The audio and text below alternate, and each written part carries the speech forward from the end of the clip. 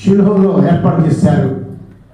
ఆ తర్వాత నోబు, ఆ తర్వాత గిబియోను, ఆ తర్వాత కిర్యత్యాలు, ఆ తర్వాత దావీదు గారు నేను ప్రేమించిన కారణం చేత యెరూషలేములో ఒక ప్రత్యేక స్థలంలోకి ఆ మందసాన్ని తీసుకొచ్చారని స్తోత్రం.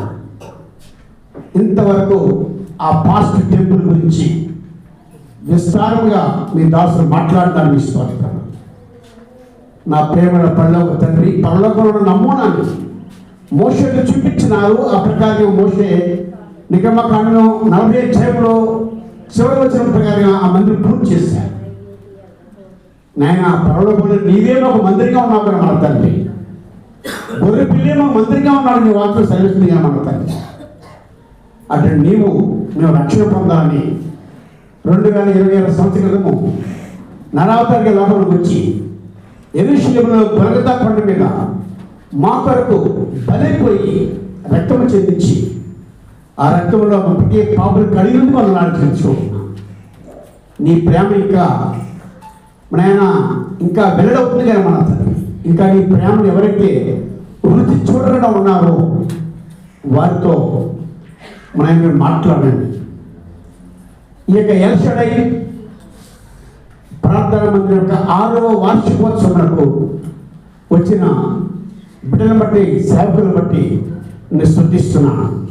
ఒకవేళ అలవాటుగా ఆనుమాయిగా ఎవరైనా వచ్చినట్లయితే నాయన మీరు త్వరగా లోపలికి వస్తున్నారు కాబట్టి నేను ఎదుర్కోవడానికి సిద్ధపడేటందుకు నీ రక్తంలో కడగబడ్డ అనుభవాలు ఇంకా బిడ్డలు దయచేయమని జరగవలసిన కార్యక్రమం జీవించమని వాక్యవంతుల తమ్ముడు ఇంకా బలపరచమని నా ప్రియ ప్రభువు రక్షకుడైన యేసుక్రీస్తు వారి దివ్యనామంలో స్తుతించి ప్రార్థించి ఘనపరిచి వేడుకుంటున్నాను పరలోక తండ్రి. ఆమేన్.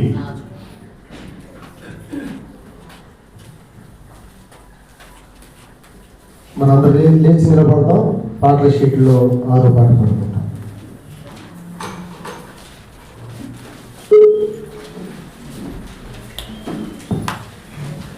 సమయంలో మంచిగా ప్రశంసించడం చూడండి. లేచి నిలబడినప్పుడు పాటల షీట్లో 6వ పాట ప్రభు యేసు రక్తము నీ పరిగెసింది.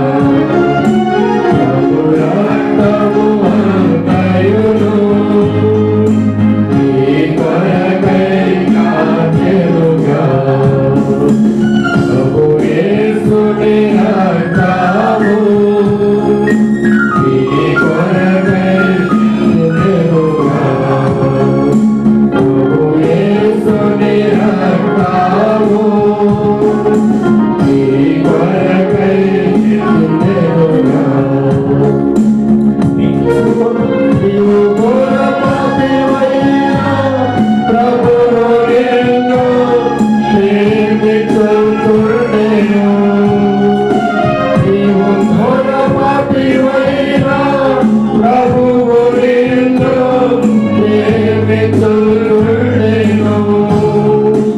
ప్రభు ప్రాణము నీ కొరకై సిలువపై అర్పించెను. ప్రభు ప్రాణము నీ కొరకై సిలువపై అర్పించెను. ప్రభు యేసుని రక్తము నీ కొరకై చిందెనుగా. ప్రభు యేసుని రక్తము నీ కొరకై చిందెనుగా. నీవు పాపములోనే ఎంతకాలం జీవించుచుందువు. నీవు పాపములోనే ఎంతకాలం జీవించుచుందువు. నీ పాపములన్నీయును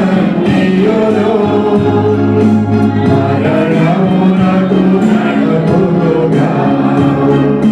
నీ పాపములన్నీయును మరణమునకు నడుపుగా. ప్రభు యేసుని రక్తము నీ కొరకై చిందెనుగా. ప్రభు యేసుని రక్తము నీ కొరకై చిందెనుగా. పిలుపును వినుము, నేరము యేసుని వద్దకు. పిలుపును వినుము, నేరము యేసుని వద్దకు. నీ పాపములకు ప్రభు నిన్ను క్షమించును. నీ పాపములకు ప్రభు నిన్ను క్షమించును.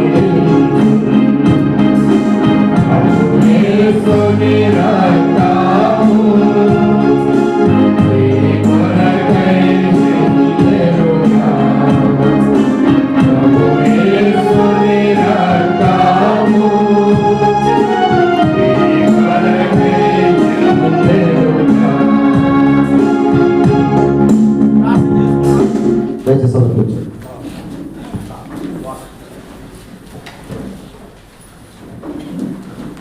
మరి మీరు బయటకు వెళ్ళమంటే వెళ్ళలేదు.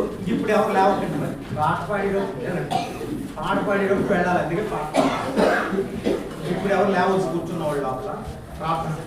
మహాపరిశుద్ధుడైన తండ్రి, ప్రేమగల ప్రభువా, నీ ఘనమైన శ్రేష్టమైన నామాలు బట్టి వందనాలు, స్తోత్రాలు.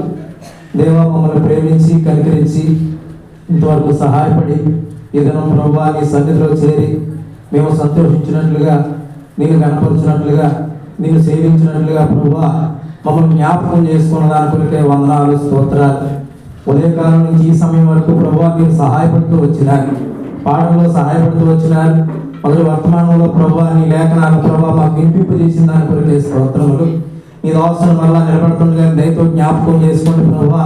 మాకు ఏది అవసరమో ఎరిగినటువంటి దేవుడు నీ వాక్యాన్ని మాకు వినిపించండి. వినగల చెవి అర్థం చేసుకునే హృదయాన్ని మాకు ఇవ్వండి. నీ సన్నిధిని మాతో ఉంచండి, సహాయపడుతుండండి. యేసు ప్రభువా నామంలో స్తుతించి ప్రార్థించి వేడుకుంటున్నాం తండ్రి, ఆమేన్.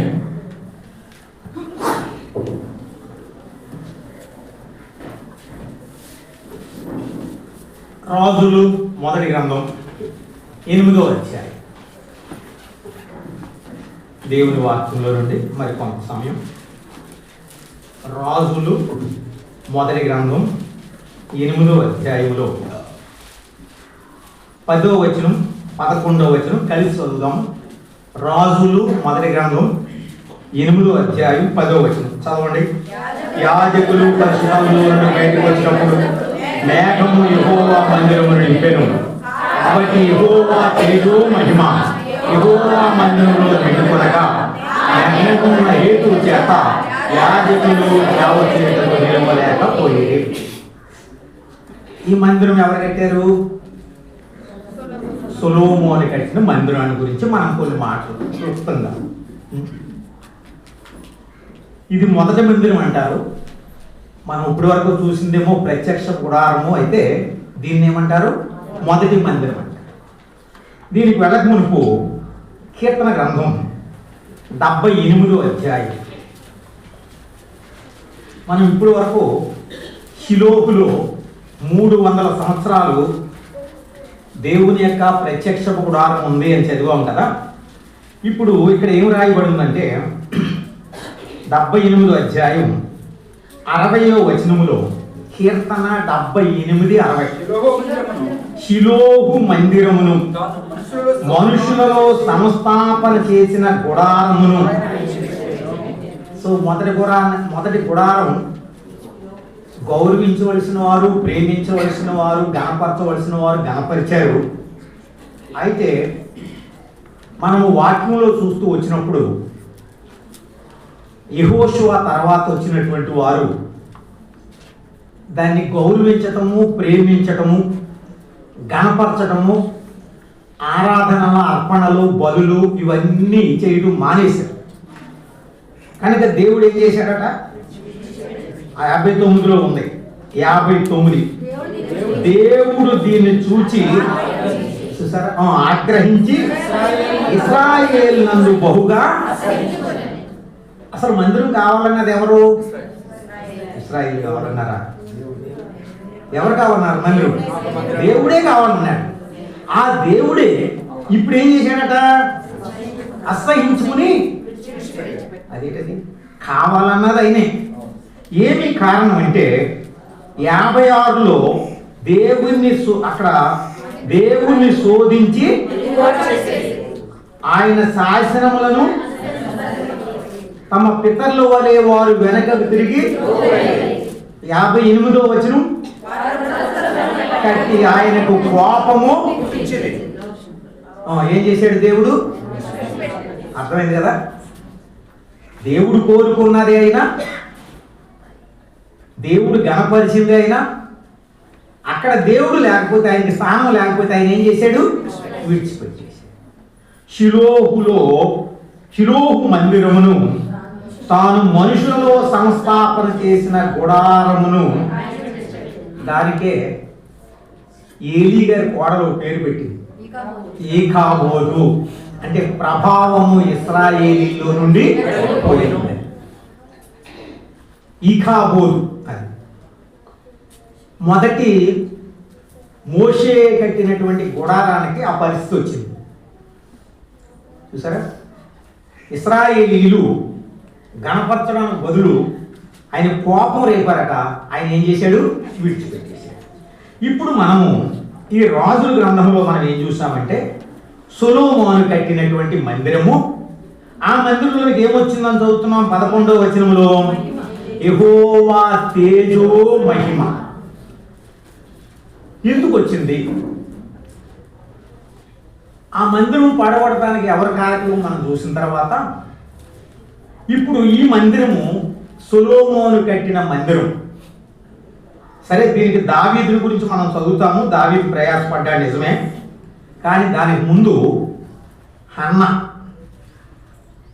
ప్రార్థన, సమూయేలు దేవుని మౌత్ అంటే అఫీషియల్ స్పోక్స్ పర్సన్ అంటారే, పార్టీ ప్రతినిధి ఏం చేస్తాడు? పార్టీ యొక్క విధానం ఏంటో తెలియపరుస్తాడే. ఈయన స్పోక్స్ పర్సన్ ఎవరు? సమూయేలు. ఆయన ప్రార్థన, ఈయన యొక్క ప్రత్యక్షత, దావీదు యొక్క పౌరుషం, సొలొమోను యొక్క ఆసక్తి ఏం జరిగింది? నలుగురిని వాడుకుని దేవుడు ఏం చేశాడు? యెహోవా తేజో మహిమ యెహోవా మందిరములో నిండెను అని మనం చూస్తాం. మొట్టమొదటిగా దీని కొరకు ఆలోచన చేసిన వారు ఎవరు? దావీదు. దావీదు చేయవలసినటువంటి ఏర్పాట్లన్నీ చేశాడు. రండి కొన్ని మాటలు చూస్తాం. దినవృత్తాంతాలు 22వ అధ్యాయం, మొదటి దినవృత్తాంతాలు 22వ అధ్యాయం 2 నుండి 4 వరకు చదివితే, దావీదు ఇశ్రాయేలు దేశమునందు అన్ని జాతి వారిని సమకూర్చుడని ఆజ్ఞ ఇచ్చి దేవుని మందిరముని కట్టించుటకై రాళ్ళు చెక్కు వారిని, జాగ్రత్త వినండి, దావీదుకి దేవుని మందిరం మీద ఉండేటువంటి ఆసక్తి అనేటువంటిది మనం చూస్తాం. 4వ వచనంలో ఎంచనలవి కానన్ని దేవదారు రాజులను దావీదు సంపాదించెను అని చూస్తాం. 14వ వచనంలో నేను నా కష్టస్థితిలోనే ప్రయాసపడి యెహోవా మందిరం వరకు 2 లక్షల మణుగుల బంగారము 10 కోట్ల మణుగుల వెండి పూజ సత్యం కానంత విస్తారం. సో దావీదు దేవుని మందిరం కొరకైనటువంటి ప్రేమను ఇక్కడ మనము జ్ఞాపకం చేసుకుంటూ ఉన్నాం. ఈ విధముగా మనము చూస్తూ వచ్చినప్పుడు 28వ అధ్యాయంలో వద్దాం. దావీదు ఏం చేశాడు అనేది కొన్ని మాటలు. 28వ అధ్యాయం 10వ వచనం. పరిశుద్ధ స్థలముగా ఉండుటకు ఒక మందిరమును కట్టించుటకై యెహోవా నిన్ను కోరుకొనిన సంగతి తెచ్చుకొని ధైర్యం వహించి ఏం చెప్పాడు? సంపాదించడమే కాదు, సొలొమోను ఏం చేశాడు? ప్రోత్సహించడం అంటారో, పురుకొల్పడం అంటారో, సిద్ధపరచడం అంటారో తెలియదు, కానీ ఆ పైన చూస్తే నా సొలొమోనా, నా కుమారుడా అని అని ఇది దేవుని ఉద్దేశం, దేవుని తలంపు ఇది. మందిరం కట్టేదాని కొరకై నిన్ను కోరుకున్నాడు. పరిశుద్ధ స్థలముగా ఉండటకు ఒక మందిరం కట్టించుటగా యెహోవా నిన్ను కోరుకున్నాడు అనేటువంటి మాట ఇక్కడ మనం చూస్తున్నాం. ఆ తర్వాత ఇంకా మనము జ్ఞాపకం చేసుకుంటూ వెళ్తే కనుక అక్కడ ఆయన అంటాడు, 29వ అధ్యాయం 1వ వచనములో, సరే అవన్నీ కాదు, చివరి అంటాడు, కట్టబో ఆలయము మనుషులకు కాదు దేవుడైన యెహోవాకే. 2వ వచనం, నేను బహుగా ప్రయాసపడ్డాను. 3వ వచనం, నా దేవుని మందిరం మీద నాకున్న. సో దావీదు దేవుని మందిరాన్ని ఎంతగా ప్రేమించి అన్ని సమకూర్చి సొలొమోను హెచ్చరించి, నువ్వు దేవుని మాట వింటేనే అభివృద్ధి పొందుతావు, లేని పక్షమందు దేవుడు నీతో కూడా ఉండడు అని అన్ని సిద్ధం చేశాడు. ఆ తర్వాత సొలొమోను ఏం చేశాడు? తర్వాత 2వ దినవృత్తాంతాలు 3వ అధ్యాయం 1వ వచనములో, సొలొమోను యెరూషలేములో తన తండ్రి అయిన దావీదునకు యెహోవా ప్రత్యక్షమైనప్పుడు మోరియా పర్వతమందు సిద్ధపరిచిన స్థలమున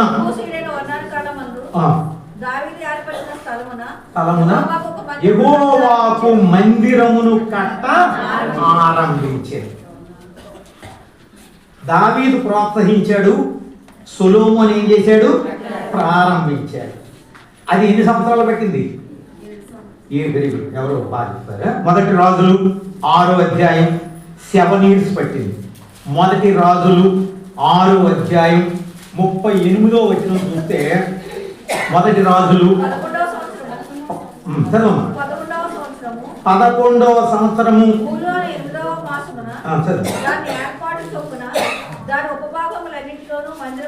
సమాప్తి చేసెను. 7 సంవత్సరములు సొలొమోను దానిని, దావీదు ప్రేరేపించాడు, సొలొమోను పూనుకున్నాడు. 7 సంవత్సరాలకి అది ఏమైంది? అది పూర్తి చేయబడింది అనేటువంటి మాట మనం చూస్తాము. ఆ తర్వాత మీరు 5, 6, 7, 8 అధ్యాయాలు చదువుతూ వస్తే అక్కడ అర్పణలు, బలులు, ప్రార్థనలు ఇవన్నీ కూడా జరుగుతూ వచ్చాయి. సొలొమోను 1,22,000 బలులు అర్పించాడు ప్రతిష్ఠిత రోజున. 1,22,000 బలులను ఆయన ప్రతిష్ఠించి అర్పించినట్లుగా మనం దేవుని వాక్యంలో చూస్తాం. ఆ విధంగా దేవుని మందిరంలో ఆరాధన, ప్రార్థన ఇవన్నీ కూడా మరి ప్రారంభించబడ్డాయి. అదే సమయంలో దేవుడు ఏమన్నాడంటే, ఇది నాకు పరిశుద్ధ మందిరముగా ఉండేదాని కొరకై నేను దీన్ని కోరుకున్నాను. ఇది నా రెస్టింగ్ ప్లేస్. 2 దినవృత్తాంతాలు 6వ అధ్యాయం 41వ వచనం ప్రకారం, దినవృత్తాంతాలు 2వ గ్రంథం 6వ అధ్యాయం 41వ వచనం ప్రకారం, నా దేవా యెహోవా బలమునకు ఆధారముకు నీ మందసమును దృష్టించి లెమ్ము, నీ విశ్రాంతి స్థలముందు ప్రవేశించి నీ విశ్రాంతి స్థలముందు నీవు ప్రవేశ. అది 132:14లోకి వస్తే, ఇది నేను కోరిన స్థానము, ఇక్కడ నేను నివసిస్తాను అని దేవుడు చెప్తూ వచ్చాడు. ఈ విధముగా మందిరం అనేటువంటిది దేవుడు కోరుకున్నాడు. దేవుడు ఇంకా దేవుని మందిరాన్ని ఎంత కనపరిచాడు జాగ్రత్తగా. ఇప్పుడు మనుషులు కనపరచడం కాదు, దేవుడు కూడా దేవుని మందిరాన్ని కనపరిచాడు.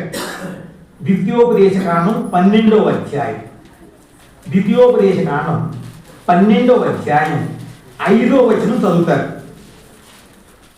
ఎవరిని ఇష్టం జాగ్రత్తగా వినండి, లేదా అర్థం కాదు. అంటే మొట్టమొదట ప్రారంభం చూసాము, దావీదు ప్రయాసపడ్డాడు, సొలొమోను దాన్ని పూర్తి చేశాడు, అక్కడ బలులు అర్పించాడు, అక్కడ ఆరాధన స్టార్ట్ అయింది, దేవుడిని గణపరచడం స్టార్ట్ అయింది. ఆ 8వ అధ్యాయంలో అంటాడు, ఆకాశ మహాకాశములు సైతం నిన్ను పట్టజాలమని చెప్తాడు. అక్కడ ఆరాధన, ప్రార్థన, ఆశీర్వాదాలు ఇవన్నీ ప్రారంభించాడు. ఇది సొలొమోను చేస్తే దేవుడు అంటాడు, ఇప్పుడు చదవండి 5వ వచనం, మీ దేవుడైన యెహోవా సమస్త గోత్రములలో తన నామమును స్థాపించుకొనుటకు నివాస స్థానముగా ఏర్పరచుకోను స్థలమును వెదకి అక్కడికి మీరేం చేయాలి? 11వ వచనం అక్కడనే చదవండి. ఆజ్ఞాపించు సమస్తమును, దహన బలులు దశమ భాగాలు ప్రతిష్ఠితములుగా మీరు చేయు నైవేద్యములు, మీరు మొక్కుకున్న శ్రేష్టమైన మొక్కుబళ్ళు మీ దేవుడైన యెహోవా తన నామము నివాసముగా ఏర్పరచుకున్న స్థలమునకే. దేవుడు కనపరిచాడా మందిరం లేదా? అక్కడికే యాత్రలు చేయమన్నాడు, అక్కడికే మీరు ఇవన్నీ కూడా తీసుకురమ్మన్నాడు. 16వ అధ్యాయం 2వ వచనం, 16:2, యెహోవా తన నామమును స్థాపించుకొని ఏర్పరచు స్థలములోనే అక్కడే ఆరాధన చేయాలన్నాడు. ఇంకా 14:24 త్వరగా. మార్గము ఏర్పరచుకున్న స్థలము మిక్కిలి దూరముగా ఉన్నందున దేవుడు ఎంత కనపరిచాడండి. ఆ పనులు పోయలేకపోతే దాన్ని రూపాయలు కట్టేసి తీసుకొచ్చి మందులో ఇవ్వమంటాడు. అంటే దేవుడు అక్కడే దహనాలు అర్పించాలి, అక్కడే బలులు అర్పించాలి, అక్కడే మీరు అన్ని చేయాలి. ఇక్కడ చూడండి, నేను చదువుతాను చూడండి. మార్గము దీర్ఘముగా ఉన్నందున యెహోవా తన నామమును నివాసస్థానముగా ఏర్పరచుకున్న స్థలము మిక్కిలి దూరముగా ఉన్నందున నీవు వాటిని మోయలేని ఎడల నీ దేవుడైన యెహోవా నిన్ను ఆశీర్వదించినప్పుడు వాటిని వెండికి మార్చా, వెండిని చేతబట్టుకొని అక్కడికే నీవు. సో దేవుడు ఎంతగా దేవుడు మరి దినాల్లో మందిరానికి రాలేదు ఏమంటే, మందిరానికంటే రాలేదు కానీ వాక్యం విన్నామండి అంటారు. ఎక్కడ? టీవీ. అది ప్రత్యామ్నాయం కాదు. దేవుడు ఏం చెప్తున్నాడు? నువ్వు అక్కడికే వెళ్ళాలి, అక్కడ ఆరాధన చేయాలి, అక్కడ బలులు అర్పించాలి, అక్కడ నీ ప్రతిష్ఠ. ఈ విధముగా దేవుడు ఎంతగా మందిరాన్ని గణపరిచాడో మనం చూస్తూ వచ్చాం. ప్రయాసపడిన వారిని చూసాం. ఎవరు వాళ్ళు? దావీదు, సొలొమోను. ఇప్పుడు దేవుడు దాన్ని గణపరిచి, నేను ఇది నాకు బలులు అర్పించే స్థలముగా నేను కోరుకున్నాను, నా దృష్టి నా మనసు ఎల్లప్పుడూ ఇక్కడనే ఉంటుందని చెప్పారు. కనుకనే దేవుని వాక్యంలో మనం చూస్తూ వచ్చినప్పుడు దేవుని దాసులైనటువంటి వారు దానిని ఎంతగానో ప్రేమిస్తూ వచ్చినట్లుగా వాక్యంలో మనం చూస్తాం. ఎంత ప్రేమించారు దేవుని మందిరాన్ని అంటే, ఇప్పుడు కొన్ని అన్ని చదివించడానికి వీలు కాదు కానీ, హిజ్కియాకి రోగం వచ్చింది. ఏం చేశాడు? దేవుని మందిరానికి వెళ్ళాడు. యెహోషాపాతు మీదకి యుద్ధం వచ్చింది, దేవుని మందిరానికి వెళ్ళాడు. అలానే దేవుని వాక్యంలో మనం చూస్తూ వచ్చినప్పుడు చదవండి. కీర్తన 74లో ఆసాపుకి ఒక రకమైన ఏదో దాన్ని ఏమంటారో, వ్యసనం అంటారో, లేకపోతే కోపం అంటారో, ఇంకేమంటారో తెలియదు కానీ ఆయనకు వచ్చింది. ఆయన ఏం చేశాడని ఉంటుంది. ఆయన 73:16 చదవడం ముందు ఆయనను దీన్ని తెలుసుకోవాలని ఆయనకి వ్యసనం వచ్చిందంట. అందరూ బాగున్నారు నాకే ఎందుకు వచ్చినాయి చెప్పలేను, మనందరికి అలాగే అనిపిస్తుంది. అందరూ బాగున్నారు నాకే బాధలు అనుకుంటాం కానీ ఎవరికి ఉండే వాళ్ళకు ఉన్నాయి. కానీ ఈయనకి ఆ బాధ వచ్చినప్పుడు కూడా ఏం చేశాడని ఉంది, దేవుని మందిరానికి వెళ్ళాడని చూస్తాం. ఈ విధముగా దేవుని వాక్యములో మనం చూస్తూ వచ్చినప్పుడు యెహోషాపాతు కానీ ఆసాపు కానీ మిగిలినటువంటి భక్తులు కానీ అందరూ కూడా దేవుని మందిరాన్ని కీర్తన 42:4 కీర్తన 42:4 జన సమూహముతో. సో పండగలు కూడా ఎక్కడ చేసుకున్నారు వాళ్ళు?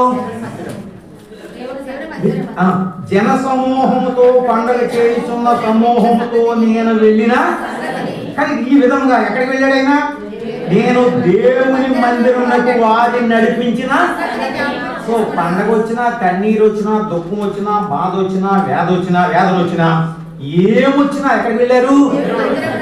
84వ కీర్తన మన అందరికీ తెలుసు.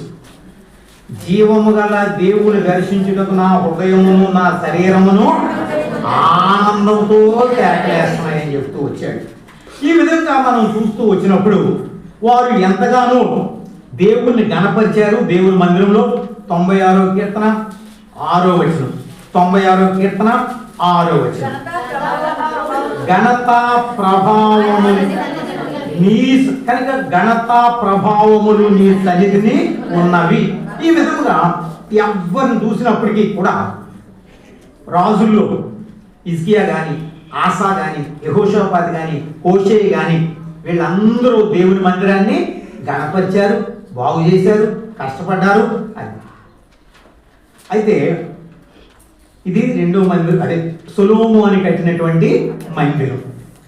అయితే మోషే ప్రత్యక్ష గుడారాన్ని ఏం చేశాడని చెప్పాం మనం, ఏం చదివించాను నేను, ఆయన విడిచిపెట్టేశాడు. మోషే ప్రత్యక్ష గుడారాన్ని దేవుడు షిలోహులో తాను మనుషులలో సంస్థాపన చేసిన గుడారమును ఆయన, అదంటే గుడారము పోర్టబుల్ తక్కువ ఎక్కువ అది, అందుకని దాన్ని విడిచిపెట్టేశాడు. ఇది మాత్రం సొలొమోను కట్టిన మందిరం ఏంటి, ఆయన మహిమ, ఆయన ప్రభావం, బంగారం కదా, లెక్కింపులనంత తోచలేనంత. సో దేవుడు ఎప్పుడు ఇక్కడే ఉంటాడు కదా, ఎందుకంటే మరి అది సామాన్యమైంది, అది పోర్టబుల్ కనుక దాన్ని విడిచిపెట్టేశాడు. టెంట్ అంటారు దాన్ని, గుడారం అంటే ఇంగ్లీష్లో వేశారు బయట, అది సాయంకాలానికి ఏమవుద్ది తీశారు. అలా టెంట్ గుడారం అంటే ఏం కాదు కనుక దాన్ని విడిచిపెట్టేశాడు. ఇది పర్మనెంట్ కన్స్ట్రక్షన్ కనుక దీన్ని విడిచిపెట్టలేదంటారా? లేదు, అలా లేదు. దేవుడు ఈ కన్స్ట్రక్షన్ చూసేటువంటి వాడు కాదు. ఆకాశం నా సింహాసనము, భూమి నా పాదపీఠము, మీరు నా కొరకై కట్టను ఉద్దేశించి ఇల్లు హస్తకృతములైన ఆలయములలో ఆయన. ఏం జరిగింది? ఇంత గొప్ప మందిరాన్ని, గొప్ప దావీదు ఆశించిన మందిరం, సొలొమోను కట్టిన మందిరం, హిజ్కియా, యెహోషాపాతు, ఆసా, హోషేయ లాంటి గొప్ప భక్తులు ప్రార్థన చేసిన మందిరం ఏమైంది అనేటువంటిది కొన్ని మాటలు మనం చూద్దాం. అది చూడకపోతే పూర్తవ్వదు, నా టైం కాదు నాకు కావాల్సిన సబ్జెక్ట్ పూర్తవ్వాలంటే. ఈ మందిరము ఏమైంది? నేను మొట్టమొదటి చెప్పాను, దేవుడు మొదటి మందిరాన్ని, రెండో మందిరాన్ని ఎందుకు ఒప్పుకున్నాడో అది కూడా మనకి ఏం చేయాలి, తెలియాలి. ఇప్పుడు గుడారాన్ని ఎందుకు విడిచిపెట్టాడో తెలిసింది. ఎందుకు విడిచిపెట్టాడు? వాళ్ళు శోధించారు, వాళ్ళ మోహం రేపారు కనుక ఆయన విడిచిపెట్టేశాడు. మరి ఇది గొప్ప మందిరం కదా, దేశ విదేశాల నుంచి చూడడానికి వచ్చారు కదా, శబాదేశ ప్రాణి వచ్చింది కదా, పెద్ద ప్రార్థన చేశాడు. 8వ అధ్యాయంలో 56, 60 వచనాలు ఉంటాయి. అదంతా ప్రార్థనే. దేవుడు కూడా ప్రమాణం చేశాడు, నా దృష్టి, నా మనసు, నేను బలు అర్పించే స్థలముగా నేను దీన్ని కోరుకున్నాను. ఇక్కడికి వచ్చి నా జనులు ప్రార్థన చేస్తే, తమ్ముడు తాము తగ్గించుకుని నన్ను వెతికి తమ పాపం చెడు మార్గం విడిచిపెడితే నేను వారి ప్రార్థన ఆలకించి వారి దేశాన్ని స్వస్థపరు. ఇంత మంచి వాగ్దానం చేసిన తర్వాత ఏమైంది మందిరాన్ని, ఎలా ఉంది అనేది కనుక మనం చూస్తే రండి. దినవృత్తాంతాలు అవి కూడా కొన్ని నిమిషాలు చూడాలి, ఒక పావు గంటలో ముగించేస్తాను. ఎక్కువ దినవృత్తాంతాలు పోనీ ఎక్కడో దూరం నుంచి వచ్చినాడంటే దగ్గర వాళ్ళు కూడా దూరంగానే వచ్చారు. సంఘంతో వచ్చేవాళ్ళు దూరంగా వస్తారంటే ఒక్కొక్కరు వచ్చే సేవకులు కూడా దూరం లేట్గా వచ్చారు. అటువంటి అప్పుడు నాకు పర్మిషన్ ఇచ్చినట్టు, నీ ఇష్టం అబ్బాయి చెప్పుకో అన్నట్టు. సరే మరి రండి, దినవృత్తాంతాలు 2వ గ్రంథం 33వ అధ్యాయం. దేవుని మందిరాన్ని ఏం చేశారు, ఏం చేస్తే ఏం జరిగింది? దినవృత్తాంతాలు 2వ గ్రంథం 33:5 చదవండి. మరియు అంతకు ముందు ఉంది 4వ వచనంలో ఏముంటదంటే యెరూషలేమున, అమ్మ జాగ్రత్త వినండి, అది అర్థం కాదు. యెరూషలేమునందు ఏ స్థలమున గూర్చి యెహోవా సెలవిచ్చెనో అక్కడ ఉన్న యెహోవా మందిరమునందు, దేవుని మందిరంలో అటండి మనిషి అన్న ఆయనట ఎక్కడో చూసాడట, ఏ దేశంలో బలిపీఠం బాగుందంట, ఆయనకి ఎక్కడా స్థలం దొరకలే. ఆ వేరే అమోరీలతో చూసినటువంటి బలిపీఠం కట్టడానికి యెరూషలేములో స్థలం దొరకలేదు ఆయనకి. ఎక్కడ కట్టాడు చూడండి, ఎక్కడ దొరకలేదు. ఈ మనవాడు చాలా మందిని చూస్తున్నాం, ఈ సన్మానాలు చేసుకుంటారు, బయట దొరకలేదు, మందిరంలోనే గజమాలు వేసుకుంటున్నారు. మరి వాళ్ళకి అది దేవుని మందిరం అంటే ఏం అర్థమైందో నాకు తెలియదు, కానీ ఈయనకి ఎక్కడ స్థలం దొరకలేదట. ఏమంటాడంటే యెహోవా మందిరమునందు అతడు బలిపీఠములను కట్టించెను అనే మాట ఇక్కడ మనం చూస్తాం. 7-8 వచనాల్లో ఆఖరు లైన్ చదువుతున్నాను, సమయం లేదు కదా, నేను చదువుతాను చూడండి. దావీదుతోనూ అతని కుమారుడైన సొలొమోనుతోనూ దేవుడు సెలవిచ్చిన మాట లక్ష్య పెట్టక ఆ మందిరమునందు మనష్షే తాను చేయించిన చెక్కుడు విగ్రహమును, ఎక్కడ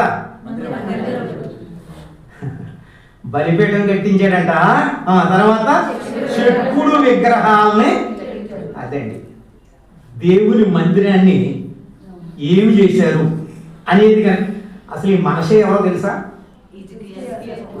ఆ హిజ్కియా 15 ఏళ్ళు ఆయుష్ అడగకపోతే వీడు పుట్టడు. మనము దేవుని మాట వినకపోతే మనకు వచ్చే తిప్పలు ఇవి.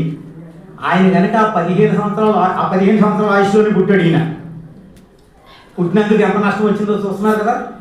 కోపము ఎవ్వరు ఆపలేకపోయారు, మనషే చేసినంత కోపం.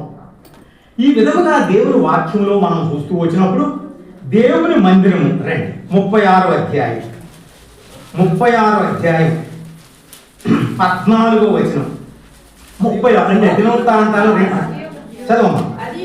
అదియుగాక యాజకులలోను జనులలోను అధిపతులకు వారు అన్యజనులు పూజించు హేయమైన విగ్రహములను పెట్టుకొని బహుగా ద్రోహులై యెరూషలేములో పరిశుద్ధపరిచిన మందిరమును, ఏంటంట అక్కడ యాజకులట. ఇందాక రాజులు చూసాం, రాజే మందిరాన్ని అపవిత్రపరచలే. ఎవరు అపవిత్రపరిచారు? యాజకులు. అంటే ఏం చేయాలి? ధూపం ఇవ్వవలసిన వాళ్ళు, విజ్ఞాపనం చేయవలసిన వాళ్ళు, బలులు అర్పించవలసిన వాళ్ళు, వీళ్ళు కూడా దేవుని మందిరాన్ని ఏం చేశారంట? అపవిత్రపరిచారు. ఇర్మియా రాస్తాడు 23వ అధ్యాయంలో, ఇర్మియా గ్రంథం 23వ అధ్యాయంలో ఆయన ఒక మాట అంటాడు. ఏమని? 11వ వచనం, అందరూ అపవిత్రులు నా మందిరములో వారి చెడుతనం నాకు కనబడేది. ఎవరటండి? ప్రవక్తలేమి అందరూ మందిరాన్ని ఏం చేశారు? అపవిత్రపరుస్తూనే వచ్చారు అనే మాట. యెహెజ్కేలు గ్రంథంలోకి పోయేటప్పుడు చూస్తే కనుక హేయమైన విగ్రహాలని ఉంటుంది అక్కడ. ఇవన్నీ యెహెజ్కేలుకి ఎక్కడ చూపించాడో తెలుసా? ఆయన మందిరంలోనే చూపించాడు. ఇవన్నీ కూడా వాడు ఏ విధంగా మందిరాన్ని అపవిత్రపరిచారనేటువంటిది దేవుని మందిరంలో చూపించాడు. 8వ అధ్యాయం అండి యెహెజ్కేలు 8వ అధ్యాయంలో మనం ఏం చూస్తాం అక్కడ అనేది గమనిస్తే 14 నుండి 16 వరకు చూస్తూ వస్తే 8వ అధ్యాయం, యెహోవా మందిరపు ఉత్తర ద్వారము దగ్గర నన్ను దింపగా స్త్రీలు కూర్చుండి తమ్మూజు దేవతను గూర్చి, మందిరాన్ని గురించి ఏడవట్లేదు, దేవుని గురించి ఏడవట్లేదు. వీళ్ళు ఎక్కడ? మందిరం దగ్గర తమ్మూజు దేవతల గురించి వాళ్ళు ఏడుస్తున్నారట. ఇలా మనం ముందుకెళ్ళి చూస్తే ఆ 16 అంటాడు, వీపులు యెహోవా ఆలయం తొట్టును వారి ముఖములు తూర్పు తట్టు తిరుగులను, తూర్పునున్న సూర్యుడికి నమస్కారము చేర్చుండిరి. ఈ విధముగా వాళ్ళు చేసిన తర్వాత దేవుడు ఏం చేశాడంటే జడ్జిమెంట్ అంటే తీర్పు. అయ్యా మీ మీద శిక్ష రాబోతుంది, మీ మీద కష్టం రాబోతుంది అని ప్రవక్తలందరి ద్వారా కూడా చెప్తూ వచ్చాడు. మీరు మందిరాన్ని అపవిత్రపరుస్తున్నారు, మీ మీదకి శిక్ష రాబోతుంది, కీడు రాబోతుంది అని ప్రవక్తల ద్వారా చెప్తూ వచ్చాడు. ఇర్మియా గ్రంథం 7వ అధ్యాయం, ఇర్మియా గ్రంథం 7వ అధ్యాయం 13వ వచనం నుండి చదువుతారు. చదవండి. పెందలకడ లేచి మీతో మాట్లాడినను, మీరు వెనకయు మిమ్మల్ని పిలిచినను ఉత్తరమీయకయు ఉండిన వారే. 11వ వచనం కూడా చదవండి. నాగని చాటబడిన ఈ మందిరము. సో దాన్ని ఏం చేశారన్నమాట? ఇంకెంతకంటే వివరం చెప్పాలి? పూజలు చేశారు, బలిపీఠాలు కట్టారు, విగ్రహాలు పెట్టారు, అక్కడ అన్ని చేయవలసినవన్నీ చేసేటప్పటికి ఇప్పుడు నా మాట వినలేదు గనక ఈయన ఏమంటాడంటే 14వ వచనం, నేను శిలోహు చేసినట్లు మీకు చేస్తాను. శిలోహుకి ఏం చేశాడు? శిలోహుని ఏం చేశాడని చదివాం. ఇప్పుడు వేరుతో చెప్తున్నాడు, మీరు నా మాట వింటలేదు, శిలోహు చేసినట్లుగా మీకేం చేస్తాను. వాళ్ళు ఎంత చెప్పినా ఏమి చెప్పినా వాళ్ళు ఏమాత్రం కూడా విన్నవాళ్ళు కాదట. హోషేయ రాస్తాడు, ప్రవక్తలందరూ చెప్పారు. 8వ హోషేయ గ్రంథం దాని తర్వాతే ఉంటది. 8వ అధ్యాయం 1వ వచనం చదవండి. ఊదుము, జనులు నా నిబంధనను అతిక్రమించి నా ధర్మశాస్త్రమును. ఈ విధంగా భక్తులందరూ కూడా చెప్తూ వచ్చినా వినలేదు గనక దేవుడు ఏం చేశాడు అంటే బైబిల్లో రండి ఇప్పుడు యెహెజ్కేలు 8వ అధ్యాయం, యెహెజ్కేలు 8వ అధ్యాయం చదువుతారా? 3వ వచనం యెహెజ్కేలు చదువు. చాపి నా తల వెంట్రుకలు పట్టుకొనగా ఆత్మ భూమి ఆకాశముల మధ్య నన్నెత్తి నేను దేవుని దర్శనములను చూచుండగా యెరూషలేమునకు ఉత్తర వైపునున్న ఆవరణ ద్వారం దగ్గర రోషము పుట్టించి విగ్రహ స్థానంలో నన్ను దించెను. ఇక్కడ మనము అవన్నీ కూడా చూస్తూ వస్తే వీళ్ళు రకరకాలుగా పనులు చేశారు కనుక ఆయన ఏం చేశాడని ఉంటుందండి. ఈ అధ్యాయం అంతా కూడా చదివితే అక్కడ నుండి సరే అన్ని వద్దు కానీ 10-18 చదివేయండి ఒక్క మాట. యెహోవా మహిమ మందిరపు గడప దగ్గర నుండి బయలుదేరి కెరూబులకు పై తట్టున. అంటే మందిరంలోంచి ఏమైంది? ఏమైపోయింది? మందిరంలోంచి మహిమ ఏమైపోయింది? అర్థమైందా మీ అందరికీ? ఇప్పుడు నేను చదివింది 10-18 యెహెజ్కేలు. మందిర గడప దగ్గర నుండి యెహోవా మహిమ బయలుదేరి పై దగ్గరికి వెళ్ళిపోయిందంట. అక్కడి నుంచి బయటకి సొలొమోను కాలంలో వచ్చిన మహిమ చివరికి వచ్చేటప్పటికి మనష్షేయులందరి దగ్గరికి వచ్చేటప్పటికి దేవుని మహిమ ఏమైపోయింది? వెళ్ళిపోయింది. ఎప్పుడైతే వెళ్ళిపోయిందో 2వ దినవృత్తాంతాలు 36వ అధ్యాయంలో ఏం జరిగింది? 2వ దినవృత్తాంతాలు మాకు పాస్టర్ గారు ఉండేవాడు, పెద్ద అయినా మంత్రాలు తక్కువ తుంపర్లు ఎక్కువ అనేవాడు. అంటే తెలుసా, లైవ్ ఉంది, మంత్రాలు చదువుతుంటే ఈ వచ్చి తక్కువ నోటంటే వచ్చేటువంటి ఈయన చెప్పే తక్కువ వాక్యాలు ఎక్కువ అనుకుంటారేమో నేనే చెప్పేసుకుంటున్నాను, ముందు ఎక్కువ చదివేస్తున్నాను అంటే ఏం కాదు. దినవృత్తాంతాలు 2వ గ్రంథం 36వ అధ్యాయం 18వ వచనం గట్టిగా. బబులోను రాజు పెద్దలేమి చిన్నవేమి దేవుని మందిరపు ఉపకరణలన్నిటినీ యెహోవా మందిరపు నిధుల్లోనిదేమి, రాజు నిధుల్లోదేమి, అధిపతులదేమి సొలొమోను ఏమేమైతే కూడబెట్టాడో బంగారం, వెండి, డాళ్ళు అన్ని బంగారం, లెక్కించలేనంత బంగారం, తోసలేనంత బంగారం ఏమైపోయింది? ఎక్కడికి వెళ్ళిపోయింది? ఇంకా చదవని తర్వాత వచ్చిన కూడా గాక కల్దీలు దేవుని మందిరమును తగలబెట్టి ప్రాకారమును పడగొట్టి నగర్లన్నిటినీ కాల్చి వేసిరి, దానిలోని ప్రశస్తమైన వస్తువులన్నిటినీ. అదండి ఇప్పుడు రెండో మందిరాన్ని లేదా సొలొమోను మందిరానికి ఏం జరిగిందో చూశారు. ఇంచుమించు ఏదో కొద్దిపాటిగా మొత్తం అంతా ఎక్కడెక్కడ ఏం జరిగింది, అసలు మందిరం ఎందుకు వచ్చింది, ఎవరి ప్రయాసతో వచ్చింది, తర్వాత వచ్చిన వాళ్ళు ఏం చేశారు, ఆ మందిరము కడకి ఏం జరిగింది. ఆ బబులోను రాజు రానే వచ్చాడు, కూలగొట్టాడు, కాల్ చేశాడు, అన్నీ కూడా. మనం మొట్టమొదటి అనుకున్న దాంట్లో ప్రశ్న ఏముంది, ఏమొచ్చిందంటే ఏమనుకున్నాం, మందిరాలు పడగొడుతుంటే దేవుడు ఎందుకు. ఇప్పుడు అర్థమైందా రెండును ఎందుకు కోరుకున్నాడో.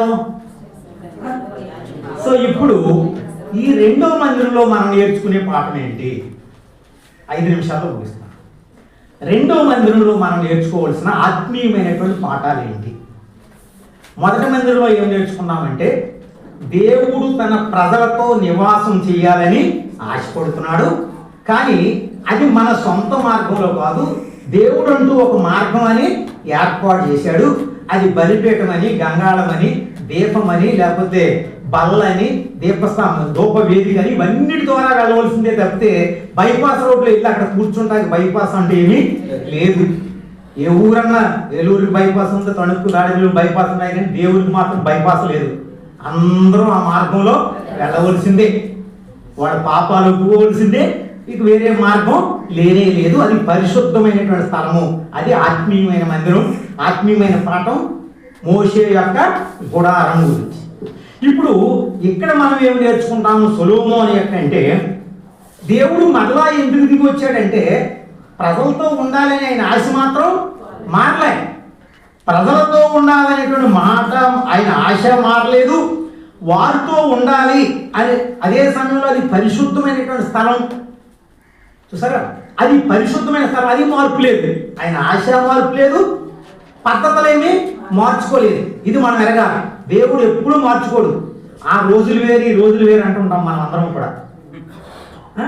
ఏం చేసినప్పటికీ ఏం కట్టలాగి అంటే శుక్రవారం ఏంటి, మంగళవారం ఏంటి, మామిడాకులు ఏంటి, పసుపు ఏంటంటే ఆ రోజులు వేరండి మీకు చెల్లింది, కానీ అది దేవుడు మారలే. మరి ఏమైంది మనం. సో దేవుని యొక్క తలంపులు ఆయన బిల్డింగ్లు కాదు, ఆయనకి కావాల్సింది is greater than the buildings. అర్థమైందా. మనం కట్టే మందిరాలు ఇది సామాన్యమైందే, కోట్లు పెట్టి కడుతున్నారు కదండి. 50 కోట్లు కంటే ఎక్కువ విలువ చేసే మందిరాలు ఉన్నాయి. ఇక్కడ మనకి ఏమర్థం అవుతుందంటే సొలొమోను ఇంకా ఎక్కువ పెట్టాడు ఆ రోజుల్లో, కానీ కోట్లు పెట్టే మందిరం కాదు, బంగారం పొదిగించడం కాదు. చూసారా, మరి ఏం కావాలి ఆయనకి, విధేయత. ఎవడు నా మాట విని, చూసారా అది యెషయా గ్రంథంలో మాట చదువుదాం రండి. ఆయన పరిశుద్ధత మారలేదు, ఆయన మనుషుల్లో ఉండాలనేటువంటి పద్ధతి మారలేదు, అలాగని బిల్డింగ్లను లక్ష్య పెట్టట్లేదు, చూసారా, లేదంటే కట్టడాలను లక్ష్య పెట్టట్లేదు. మరి ఏమి లక్ష్య పెడుతున్నాడో 66 యెషయా గ్రంథంలో అంటే 2వ వచనం, ఆకాశం నా సింహాసనం, భూమి నా పాదపీఠం అని చెప్పి 66:2లో ఏమంటాడంటే, ఎవడు దీనుడై నలిగిన హృదయం గలవాడై నా మాట విని వణుకుచుండును. అలాగే 57:15 అంటాడు, వినయము గలవారి యొద్దను, దీన మనసు గలవారి యొద్దను. సో ఆయనకి బిల్డింగ్లు ముఖ్యము కాదు, ఈ కన్స్ట్రక్షన్స్ ముఖ్యం కాదు. అది చిన్న పాక అయ్యుండొచ్చు, పెద్ద కట్టడం అయ్యుండొచ్చు, లేదా మీరు మామూలు ఫ్లోరింగ్ అయ్యుండొచ్చు, లేదంటే ఇంకేదైనా ఉన్నతమైన ఉంటే అది ఉండొచ్చు. దానిని బట్టి దేవుడు అక్కడ ఉన్నాడు. కనుక మరి ఏమి చూస్తాడు అని అంటే ఆయన అంటాడు, బలులు అర్పించుడి కంటే మాట వినటం అనేటువంటిది శ్రేష్టము. అది బలులు అర్పించుడి కంటే మాట వినటం అనేటువంటిది. ఇది సొలొమోను మందిరాన్ని గురించి మనం నేర్చుకునేది. ఇంకా మనం నేర్చుకోవాలంటే సొలొమోను ప్రార్థన చేస్తే వెంటనే దేవుడు జవాబిచ్చి నా దృష్టి నా మనసు. సో ఇప్పుడు this is a contact place. ఎవరికి, పరలోకానికి మనుషులకి ఇద్దరిని కలిపే స్థలం ఏది? సొలొమోను ప్రార్థన చేశాడు, దేవుడు జవాబిచ్చాడు. సొలొమోను ప్రార్థన చేశాడు, దేవుని యొక్క మహిమ వచ్చి అక్కడ ఉంది అనేటువంటి మాట ఇక్కడ మనం చూస్తున్నాం. చివరగా మనం చూసేది ఏంటి అంటే, ఎక్కడ అవిధేయత ఉంటుందో అక్కడ దేవుడు ఉండనే ఉండడు. ఎక్కడ అపవిత్రత ఉంటుందో అక్కడ దేవుడు ఉండడు. ఎక్కడ ఇష్టమైనటువంటిది కాకుండా ఏ చిన్నది మన జీవితంలో ఉన్నా మన దేవుడు అక్కడ ఉండడు. మనము దేవునికి వాస్తవంగా చూస్తే ఈ మందిరం చాలా ఇంపార్టెంట్. ఎవరికి? ఇశ్రాయేలు ప్రజలకి. దేవునికి ఇంపార్టెంటే, ఇశ్రాయేలు ప్రజలకి ఇంకా ఇంపార్టెంట్. అసలు ఇశ్రాయేల్ దేశానికి ఐడెంటిటీ ఏంటి? దేవుని మందిరమే. ఇశ్రాయేలు ప్రజలకి, యెరూషలేముకి ఒక ఐడెంటిటీ అంటూ వచ్చింది అంటే అది కేవలము అది రిలీజియస్ గానే కాదు, ఈవెన్ పొలిటికల్ గా కూడా అది ఇంపార్టెంట్. మీకు అర్థం అవ్వాలి. ఇప్పుడు ట్రంప్ గారు వచ్చి ఇశ్రాయేల్ దేశాన్ని ఎందుకు సపోర్ట్ చేస్తున్నాడు? వాళ్ళు ఏం చేసినా ఎందుకు సపోర్ట్ చేస్తున్నాడంటే అది పొలిటికల్ గా యెరూషలేము అనేటువంటి రేపు యేసు ప్రభు వారు అక్కడ కాలు పెట్టబోతున్నాడు. అందుకొరకే నా దేశాన్ని మీలాంటి వాళ్ళు నాలాంటి వాళ్ళు ప్రేమిస్తున్నారు, అంతేగాని వాళ్ళు మంచివాడని కాదు. అంతకంటే దుర్మార్గులు ఎవరు లేరు. యేసు ప్రభు చెప్తున్నాడు వాళ్ళేనండి, వాళ్ళని ఎందుకు ప్రేమిస్తాం మనం? కానీ మరి ఎందుకు ఆ దేశాన్ని ప్రేమిస్తున్నాం మనం? దేవుడు కోరుకున్న స్థలం. సో అది రిలీజియస్ గా కానీ, పొలిటికల్ గా కానీ, కల్చరల్ గా కానీ మనోరు ఎవరో వెళ్తున్నారు, ఫోటో పెడుతున్నారు, ఇది దావీదు ఉన్నటువంటి గుహ, లేకపోతే ఇంకోటి ఏదో గొలియాతుని చంపినటువంటి స్థలం అంటే కల్చరల్ గా దానికి ఏమైంది? అంత ఇంపార్టెన్స్ ఉంది. అవునా కదా? మీరు ఒకసారి ఆలోచించిన మాటలు మీకు ఎలా అర్థం అవుతుందో తెలీదు. వెళ్ళి ప్రతి వాళ్ళు ఇది యోర్దాను నది, యేసు ప్రభు వారు ఇక్కడే బాప్తిసం పొందారు, రాజశేఖర రెడ్డి గారు ఇక్కడే బాప్తిసం పొందారు, ఆయన చచ్చిపోయిన మట్టి తీసుకొచ్చి అంటే దానికి పొలిటికల్ గా, రిలీజియస్ గా, కల్చరల్ గా అది ఎంతో ఇంపార్టెంట్. హిస్టారికల్ గా కూడా యూదులు చెదిరిపోయారు. ఎప్పుడు ఆ మందిరం పడగొట్టబడిందో అప్పుడు వరకు వాళ్ళకి క్యాపిటల్ గా ఉంది. ఎప్పుడైతే అది పడగొట్టబడిందో ఏమయ్యారు? చెదిరిపోయారు. అంటే అది హిస్టారికల్ గా కూడా చాలా ఇంపార్టెంట్ అయినటువంటి, కానీ అది పొలిటికల్ గా ఇంపార్టెంట్ అయినా, రిలీజియస్ గా ఇంపార్టెంట్ అయినా, కల్చరల్ గా ఇంపార్టెంట్ అయినా, హిస్టారికల్ గా ఇంపార్టెంట్ అయినా విధేయత లేకపోతే ఇవేమి అయినా లక్ష్యపడ్డాడు. మన ఎక్స్పీరియన్స్ ఆయనకు అక్కర్లేదు, మన దశంభాగాలు ఆయనకు అక్కర్లేదు, ఇవ్వద్దన్న తలంపు కాదు. దేవుని మాట వినకపోతే ఇవేమి ప్రాముఖ్యతలోనికి రావు.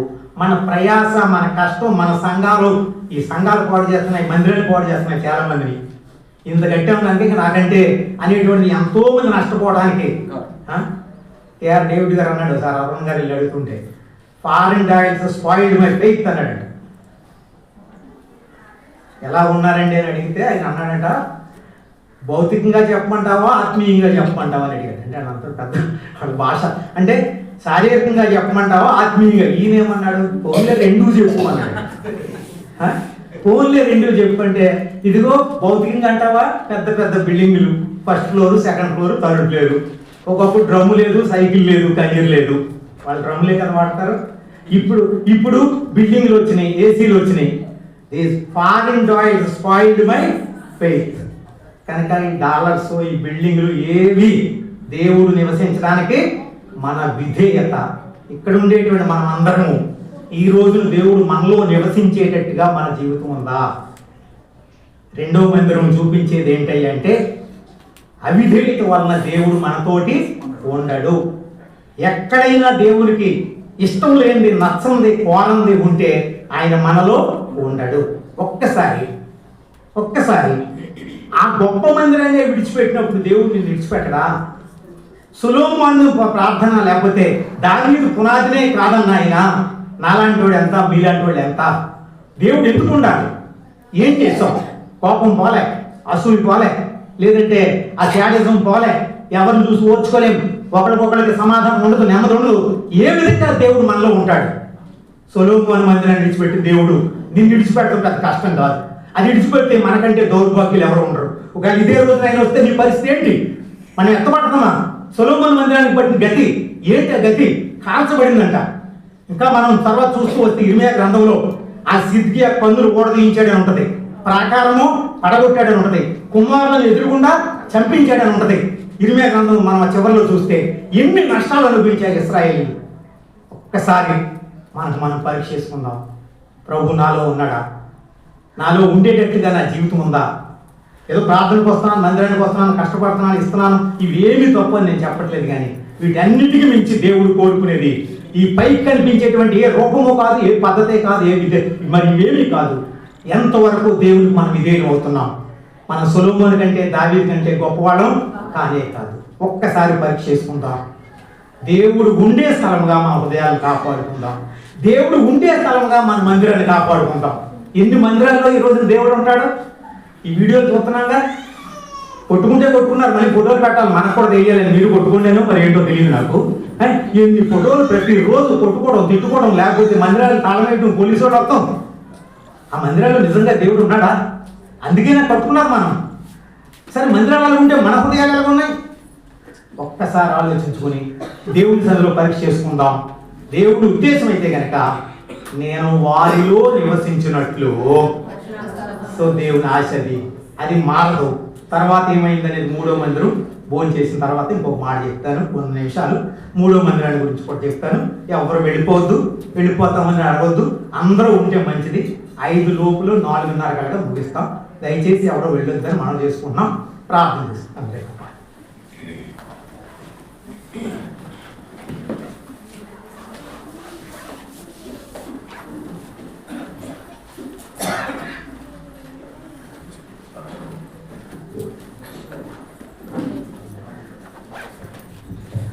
ప్రార్థన చేస్తున్నాం. ప్రేమగల ప్రేమైన పరలోకపు తండ్రి, పరిశుద్ధమైన దేవ, జీవము కలిగిన మా ప్రభ, కృప కలిగిన మా తండ్రి, అత్యున్నతమైన సింహాసనం మీద ఆసీనుడైన మా ప్రభ, మీ ఘనమైన శ్రేష్టమైన నామానికి వందనాలు స్తోత్రాలు చెల్లిస్తున్నాం. దైవ తండ్రి, ఈ యొక్క ఎల్షదాయ్ వార్షికోత్సవ సందర్భంగా మరి ప్రభా, ఈ దినమున మీ ప్రజలమైన మమ్మల్ని మీ ఇంటికి సమకూర్చి మీ యొక్క తండ్రి మందిరమును గురించినటువంటి శ్రేష్టమైనటువంటి మాటలు మాకు మీరు బయలుపరుస్తూ వచ్చినందుకై వందనాలు స్తోత్రాలు చెల్లిస్తున్నాం ప్రభా. నేను వారిలో నివసించినట్లు వారు నాకు పరిశుద్ధ స్థలమును నిర్మించాలని మీరు కోరుకున్నారు తండ్రి, మీ స్తోత్రాలు. మరి మీరు ప్రభా మందిరమును కోరుకున్న దేవుడు, మరి మోషే దినాల్లో ప్రత్యక్షపు దేవా గుడారును ప్రభా మీరు ఏర్పరిచినారు. మరి ప్రభా తండ్రి నైనా మరి మీరు మోషేకు పరలోకము నుండి ఆ దర్శనం ఇచ్చి ఆ దర్శనము ద్వారా తండ్రి ఆ ప్రత్యక్షపు గుడారును ఏర్పరిచారు దేవా. మరి ఆ యొక్క తండ్రి నైనా మరి ప్రత్యక్షపు గుడారం యొక్క మహిమను మరి ఇశ్రాయేలు ప్రజలు చూడగలుగుతూ వచ్చారు. మీ మహిమ, మీ ప్రభావము, మీ ప్రత్యక్షత చూడగలుగుతూ వచ్చారు దేవా. మీకు స్తోత్రాలు. అయితే వారి జీవితాల్లో వారి యొక్క అవిధేయతను బట్టి, వారు మీ దృష్టికి ద్రోహులైన దాన్ని బట్టి, తిరుగుబాటు చేసిన స్వభావాన్ని బట్టి, మీకు ప్రభా మీ వాక్యానికి, మీ చిత్తానికి, మీ ఆజ్ఞలను నిరాకరించిన దాన్ని బట్టి మరి వారిని ప్రభా తండ్రి ఆ యొక్క స్థలాన్ని మీరు విడిచిపెట్టారని మీరు మాట్లాడుతూ వచ్చారు ప్రభా. మీకు వందనాలు స్తోత్రాలు చెల్లిస్తున్నాం నాయన. మరి తండ్రి నాయన మరి 2వ మందిరం సొలొమోను ప్రభా ఎంతో విలువైనటువంటి దేవా, మరి ప్రపంచంలోనే ప్రసిద్ధి చెందినటువంటి విలువైనటువంటి శ్రేష్టమైనటువంటి మహిమకరమైనటువంటి దేవా మందిరాన్ని నిర్మించినప్పటికీ కూడా దేవా సొలొమోను ద్వారా మీరు నిర్మించినప్పటికీ కూడా మరి తండ్రి నాయన మీ ప్రజలైనటువంటి వారు మనిషి దినాల్లో మరి మనిషి చేసినటువంటి భయంకరమైన ద్రోహం దేవా తండ్రి, దేవుని మందిరంలో విగ్రహంలో నిలవబెట్ట, బలిపీఠములు కట్టుట, అన్ని ఆచారాలు ఆచరించుట, దోపాలు వేయుట, ఇంకా అనేకమైనవి మీకు అసహాయకరమైనవి చేయుట ద్వారా ఇశ్రాయేలు ప్రజలు కూడా యాజకులతో సహా ప్రభువానైనా మరి మీకు విరోధముగా పాపం చేయుట ద్వారా, అక్రమము చేయుట ద్వారా మీకు అసలు వారి హృదయాల్లో స్థలం లేకుండా మరి తండ్రి మందిరాన్ని ఒక విగ్రహంగా చేసుకొని వారి జీవితాల్లో జీవించుట ద్వారా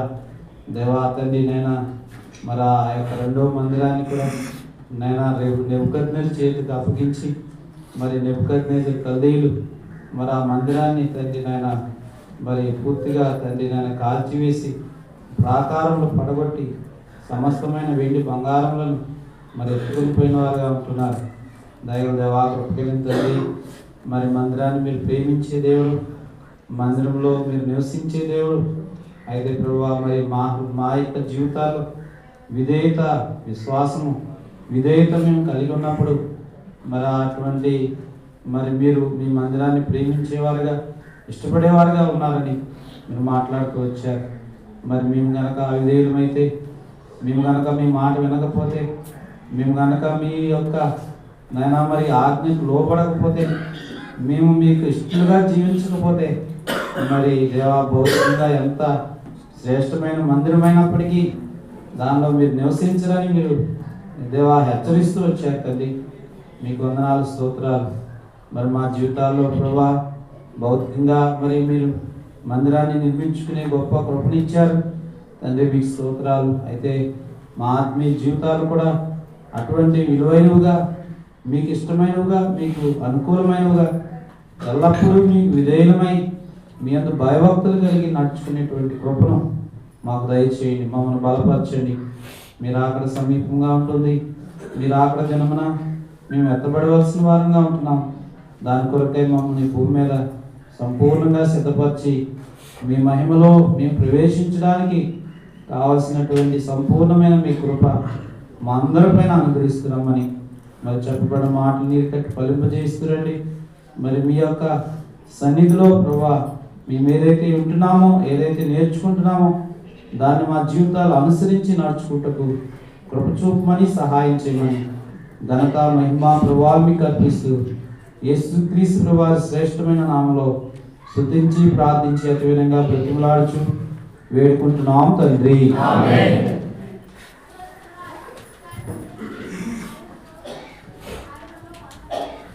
తిరిగి మనం 3 గంటలకు ఇక్కడ కూర్చుంటాం.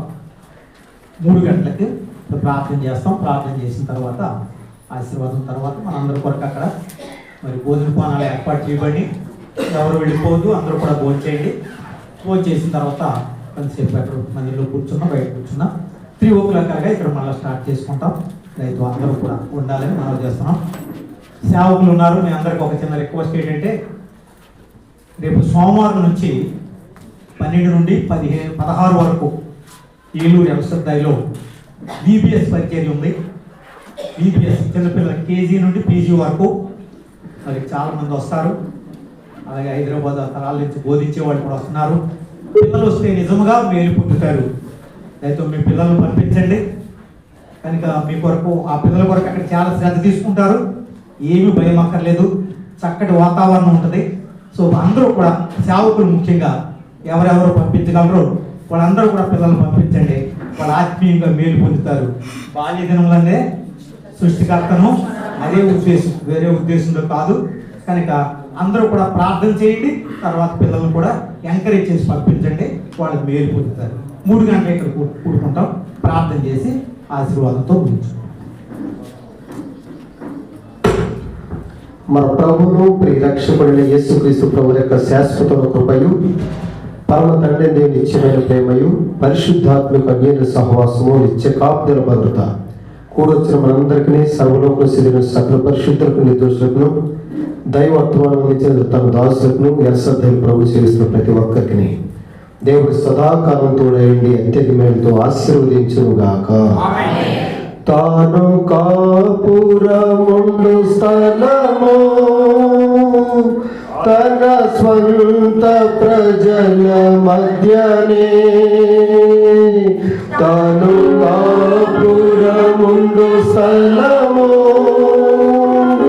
తన స్వంత ప్రజల మధ్యనే, దేవుడు తానే వారి దేవుడై ఉండి ప్రతి బాష్పబిందువు తుడుచును. దేవుడు తానే వారి దేవుడై ఉండి ప్రతి బాష్పబిందువు తుడుచును.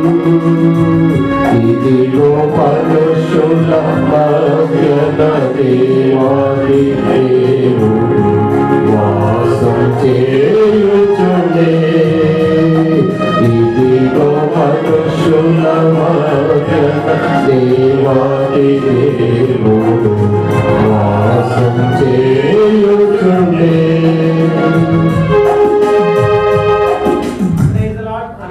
Praise the Lord. ఇక్కడ కూర్చుంటాం 3 గంటలకి. టైంకి రండి అందరూ. టైం పైన ఉంది.